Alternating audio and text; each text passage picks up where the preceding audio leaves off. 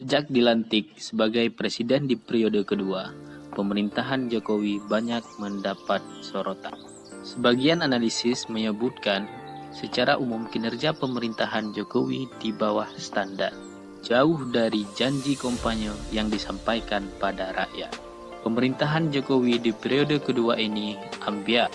Hampir semua sektor mengalami penurunan grafik.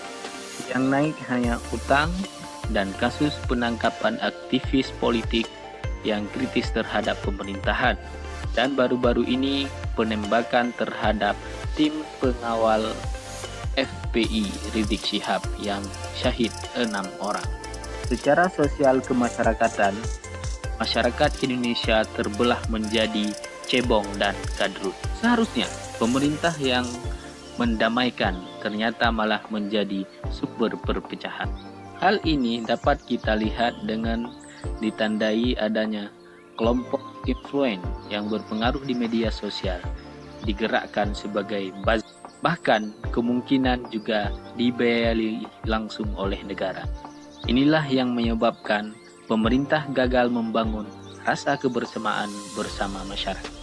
Dengan segala sumber daya dan kewenangan yang dimiliki, pemerintah seharusnya bisa mencegah keadaan ini agar jangan sampai meluas. Tapi sayangnya pemerintah terkesan lebih menikmati kondisi ini daripada menyelesaikannya, sehingga masyarakat kita rentan dari perpecahan. Secara politik, pemerintah merasa terganggu oleh oposisi, baik di parlemen maupun di luar parlemen. Bahkan, pemerintah menganggap oposisi sebagai ancaman, sehingga perlu ditiadakan dengan segala cara. Padahal, inti demokrasi mensyaratkan adanya oposisi sebagai penyimbang kekuasaan. Dengan adanya oposisi, maka pemerintah akan dapat dikontrol dan diawasi kinerjanya. Jika di parlemen hampir semua kekuatan partai politik dirangkul menjadi koalisi,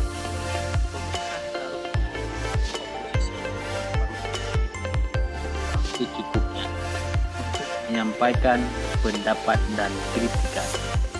Jangan didiskreditkan.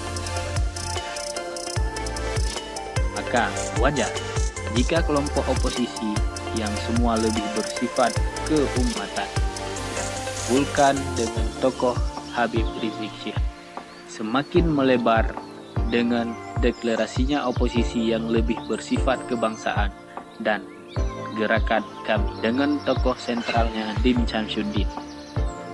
Dalam setahun pemerintahan Jokowi, seakan tumbuhnya politik dinasti. Terjun dalam politik pilkada. Dalam pilkada tidak bisa.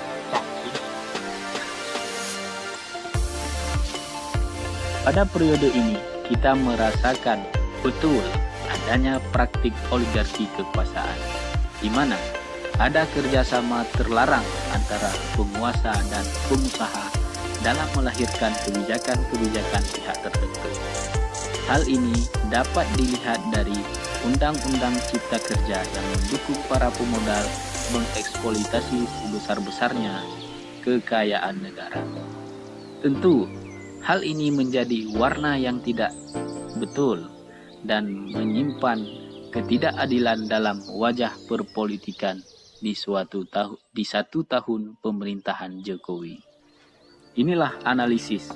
Semoga jadi bahan pertimbangan untuk pemerintahan dan bagi bangsa Indonesia. Jangan lupa like dan subscribe untuk mendapatkan berita-berita terbaik lainnya. Sekian.